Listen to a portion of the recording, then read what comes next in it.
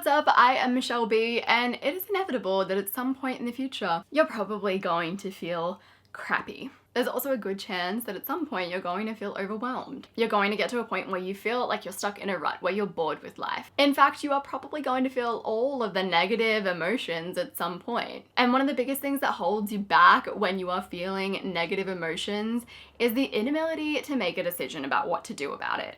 It is extremely easy to sit there and dwell in your negative emotions, in your terrible day that you had, in your horrible hangover that you're feeling, in just like a state of overwhelm where you just feel paralyzed. When life gets busy, when life gets hard, the hardest thing to do is just sit down and make a decision about how to move forward and get yourself out of that negative space. One of the easiest ways to overcome that is to create an if-then plan for yourself for all of those times. For example, if I feel like crap, then I will eat some green beans, some asparagus, some corn, and some sweet potato.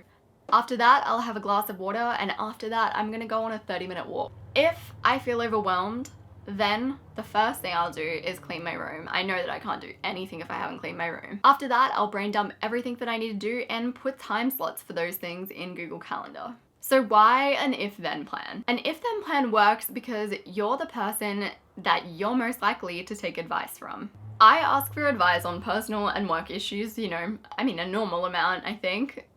And usually the 20 to 50% of the time that I take the advice, it's because what the person said is what I wanted to do anyway. You probably do that too, let's be honest. Which is why creating if-then plans works so well, because it's advice from yourself to yourself. More than 100 studies on things like diet and nutrition have shown that deciding when and where you're going to carry out specific steps can triple or double your chances of actually following through. Those if-then plans are usually more things like, if I have breakfast, then I have a glass of water with that. But I can tell you from experience that creating if-then plans for situations like being stuck in a rut, feeling uncreative, feeling really down, can be literally magical in helping you to be a queen of bouncing back. There are some times where if I didn't have an if-then plan, I would have just sat and wallowed and done nothing to help myself get out of that situation.